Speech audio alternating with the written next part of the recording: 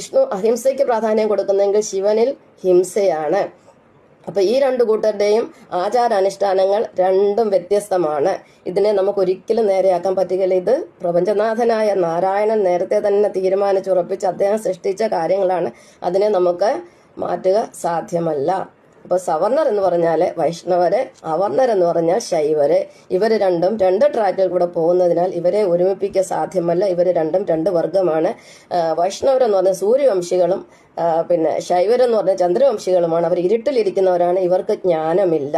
ഈ ശിവഭക്തർക്ക് ഒരിക്കലും ജ്ഞാനം ഉണ്ടാവത്തില്ല. അവര് എന്തെല്ലാം കാര്യങ്ങൾ അവർ ചെയ്യുന്നുണ്ട്, ആത്മസാക്ഷാത്കാരത്തിനായിട്ട് അവർക്ക് കിട്ടത്തില്ല. അവർക്ക് ജ്ഞാനം ഉണ്ടാകുന്നതല്ല. കാരണം അവർ അജ്ഞാനത്തിൽ ഇരുട്ടിലിരിക്കുന്നവരാണ്.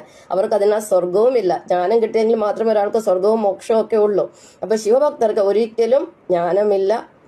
അവർ ഇരുട്ടിലാണ് ഇരിക്കുന്നത്. ഇരുട്ടിലിരിക്കുന്നവർ എപ്പോഴും അജ്ഞാനികളാണ്. അവർക്ക് ഈശ്വരനെ കുറിച്ച് അറിയത്തില്ല. അവർ പറയും ദൈവം ശിവനാണ് ദൈവം എന്ന് അവർ പറയും. ഏതൊരു ശിവഭക്തനോട് ചോദിച്ചാൽ അവർ പറയും ശിവൻ തന്നെയാണ് ദൈവം, വിഷ്ണു ദൈവം അല്ലെന്ന് പറയും.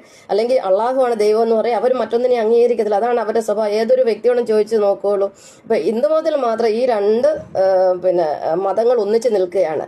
അതായത് ഓപ്പോസിറ്റ് ഡയറക്ഷനിൽ രണ്ടു കൂട്ടർ നിൽക്കണം. അതുകൊണ്ട് നമുക്ക് ഹിന്ദുമതത്തെ ഒരിക്കലും ഒരുമിപ്പിക്കാൻ സാധ്യമല്ല. അവിടുത്തെ വൈഷ്ണവർ ഒന്നിക്കും, ശൈവർ ഒന്നിക്കും. അല്ലാതെ ഒരിക്കലും സവർണരും അവർണരും കൂടെ ഒന്നിക്കുകയില്ല. ഇനിയിപ്പം അടുത്ത ക്ലാസ്സിൽ ഞാൻ ശിവാരാധനയെക്കുറിച്ചും വിഷ്ണു ആരാധനയെക്കുറിച്ചും ഒക്കെ പഠിപ്പിക്കാം. അപ്പം സവർണരും അവർണരും മനസ്സിലായെന്ന് ഞാൻ വിചാരിക്കുന്നു. ഇവിടെ ഒരു കാര്യം കൂടെ എനിക്ക് പറയാനുണ്ട്. ഇതിനകത്ത് വരുന്നതാണ്, അതിലേറ്റവും കാറ്റഗറി താഴെ വരുന്നതാണ് ദളിതരെന്ന് പറയുന്നത്. ഇവരെ 1982 വരെ ഹരിജനങ്ങളെന്നാണ് പറഞ്ഞിരിക്കുന്നത്. ഹരിജനങ്ങൾ എന്നാണ് വിളിച്ചുകൊണ്ടിരുന്നത്. കാരണം ഹരി എന്ന് പറഞ്ഞാൽ നാരായണനാണ്. നാരായണന്റെ ജനങ്ങൾ, അതായത് നാരായണന്റെ മക്കളെന്നാണ് ഇവരെ വിളിച്ചുകൊണ്ടിരുന്നത്.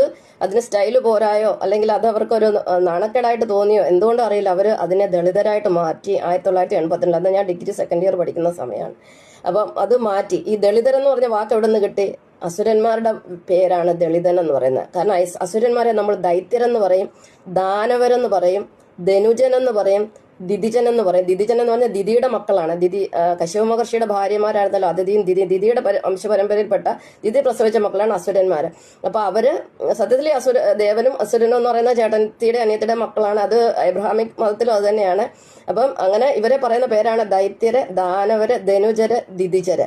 അപ്പൊ ഇതിൽ നിന്ന് എടുത്തൊരു വേർഡാണ് ദളിതരെന്ന് പറയുന്നത്. അവർക്ക് പറ്റിയൊരു പേരാണ്. നമുക്ക് അവരെ മാറ്റാൻ പറ്റുന്നത്. കാരണം എനിക്ക് ഇവരെ കുറിച്ച് പറയാൻ അറിയാം. കാരണം എന്റെ ഹസ്ബൻഡ്, ഷീല അയ്യപ്പന്റെ ഹസ്ബൻഡ് എന്ന് പറയുന്ന ഒരു ദളിതനാണ്. അദ്ദേഹം ഒരു KPMS ആണ്. അപ്പൊ എനിക്ക് ഇവരെ കുറിച്ച് പറയാനുള്ള അർഹത തീർച്ചയായും. ഇവരുടെ അനുഷ്ഠാനങ്ങളൊക്കെ എനിക്ക് നന്നായിട്ട് ഞാൻ ഇവരുടെ കൂടെ പോയി താമസിച്ചിട്ടുണ്ട്.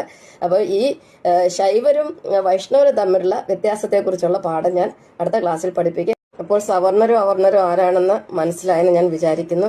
എല്ലാവർക്കും നന്ദി, നമസ്കാരം.